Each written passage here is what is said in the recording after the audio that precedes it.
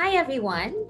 In this video, we will be talking about your initial steps on how you would be able to level up to maturity level 2 under the PRIME-HRM for recruitment, selection, and placement, or the RSP. Now, step 1, unang-unang dapat gagawin po natin is that your agency should be able to establish your merit selection plan. So, ibig sabihin, the HRM office or particularly the head of the HRM office should take the lead in establishing the agency merit selection plan. So ano nga ba itong merit selection plan? Ito po ay simple statement of policies and procedures na kailangan po natin na sundin in order that we would be able to select the qualified and most competent candidate for a vacant position.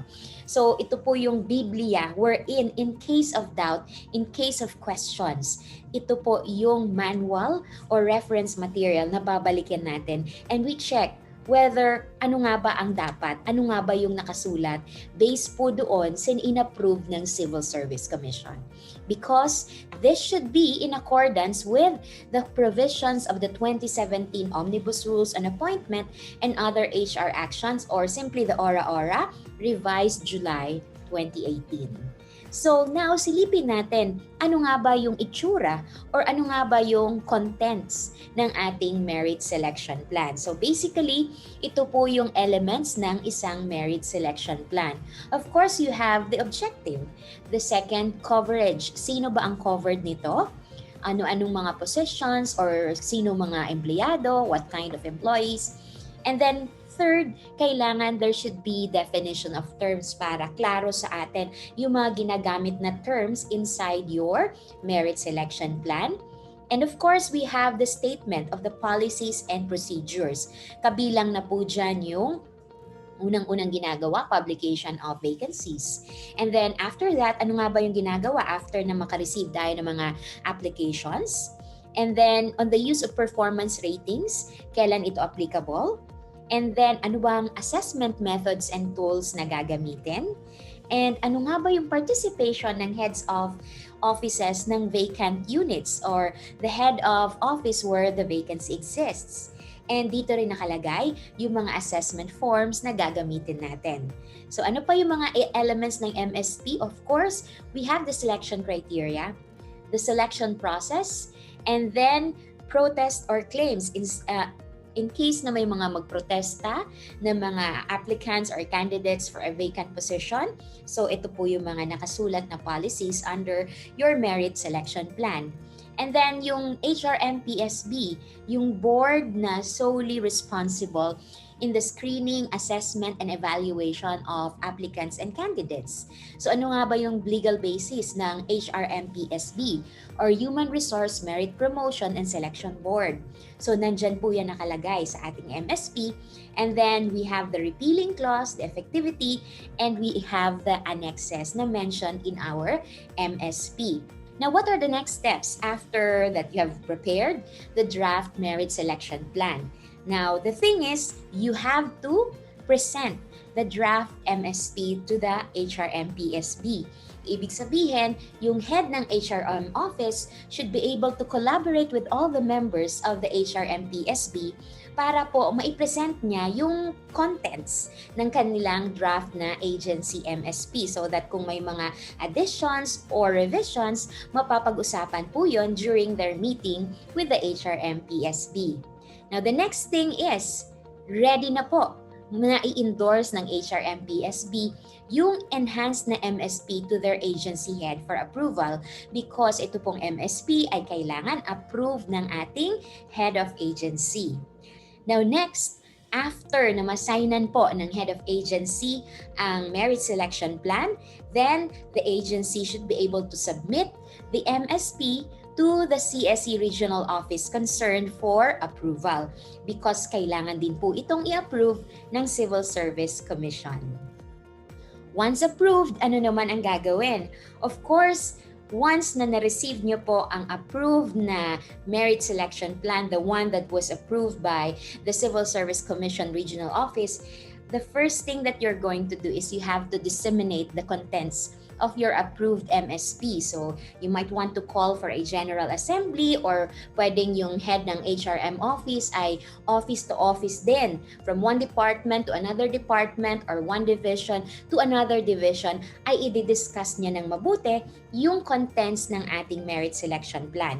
Bakit importante ang discussion? So that lahat po alam kung ano yung mga proseso na pinagdadaanan ng isang aplikante or yung proseso na pinagdadaanan ng opisina para po makaselect ng competent and most qualified na applicant for a vacant position. After the dissemination, syempre, here comes the implementation. Of course, implementation would mean that lahat po ng nandoon sa approved MSP ay maipapatupad. Wala pong shortcuts na dapat gagawin. So now here is a sample merit selection plan, and kung mapapansin nyo po, this is in Word or MS Word format, which means editable po yun para po hindi kayo mahirapan in the draft or in designing or developing your draft merit selection plan. So tingnan lang natin, pasadahan lang natin, ano nga ba ang itsura or contents ng ating merit selection plan. So again, as mentioned kanina doon sa ating outline sa MSP, dito nyo po makikita yung objective, coverage, and then you have the definition of terms. So makikita nyo lahat po ng mga minention na terms dito po sa inyong merit selection plan ay andirito na po sa inyong editable na sample merit selection plan for LGUs. Now again, I'll be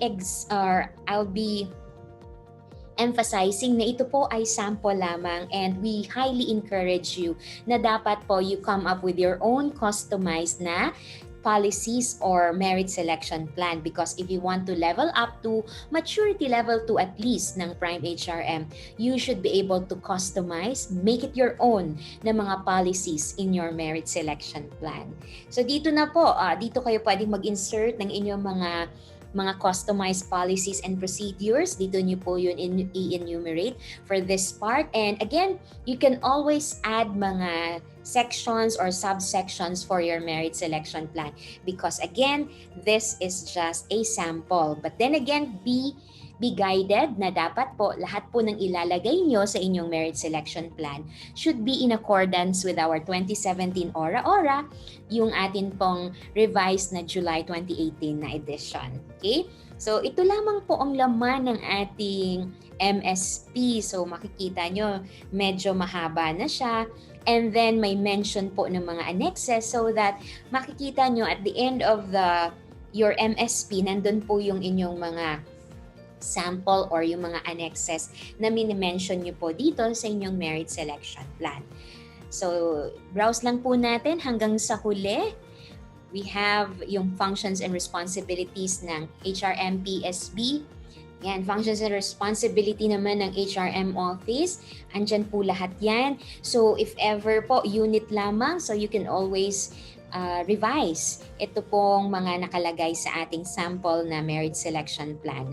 Okay, we have the repealing clause, the effectivity, and then yung mga annexes. So again, sample lamang po ito na merit selection plan, and we hope na nakatulong po ito sa inyo para po yung initial step in the PRIME-HRM for RSP ay makamit natin, kasi it has to start from here.